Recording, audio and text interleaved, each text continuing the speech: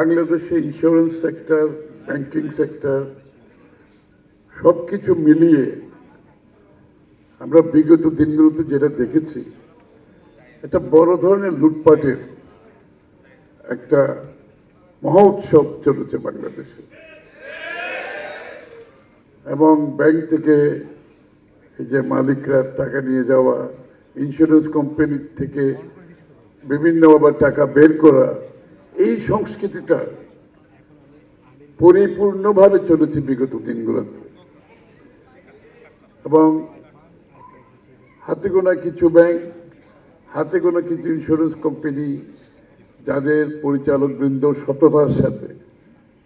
সততার সাথে পরিচালনা করেছে, তার মধ্যে পপুলার ইন্স্যুরেন্স একটি।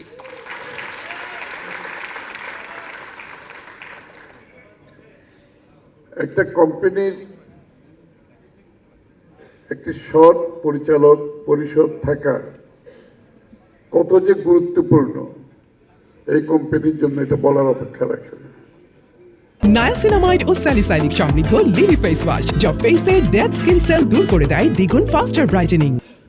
যারা ব্যাংক থেকে টাকা নিয়ে গেছে, ইন্স্যুরেন্স থেকে টাকা নিয়ে গেছে, বিভিন্নভাবে টাকা নিয়ে গেছে, এই কোম্পানিগুলো কিন্তু শেষ হয়ে গেছে। যারা টাকা নিয়ে গেছে তারা লাভবান হয়েছে, কিন্তু কোম্পানির কর্মকর্তাগণ, কোম্পানির সাথে জড়িত সংশ্লিষ্ট যারা কাজ করে, তারা সবাই ক্ষতিগ্রস্ত হয়েছে।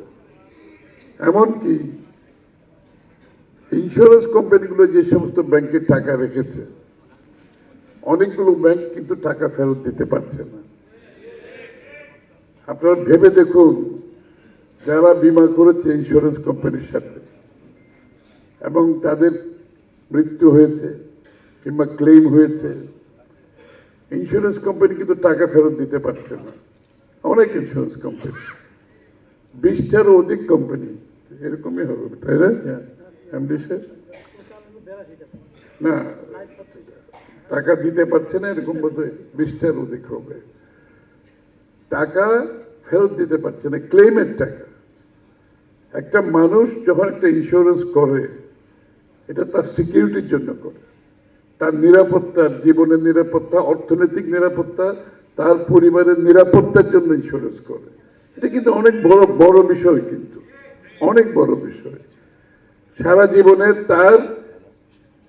তার আয় থেকে একটি অংশ সে প্রিমিয়াম দিয়েছে তার অর্থনৈতিক নিরাপত্তার জন্য, তার জীবনের নিরাপত্তার জন্য, তার পরিবারের নিরাপত্তার জন্য। সেই জায়গাটা যখন বাধাগ্রস্ত হয় দুর্নীতির কারণে, লুটপাটের কারণে, আপনি চিন্তা করেন সেই পরিবারের অবস্থা কি হয়। এমনকি সেই ইন্স্যুরেন্স কোম্পানির অবস্থাও খুব খারাপ। ব্যাংকে টাকা রেখেছে, টাকা দিতে পারছে না।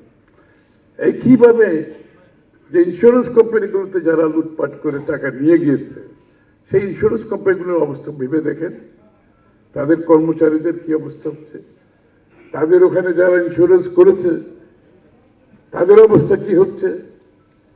এই যে অবস্থা বাংলাদেশে চলেছে, এটা চলতে পারে না, এটা চলতে পারে না।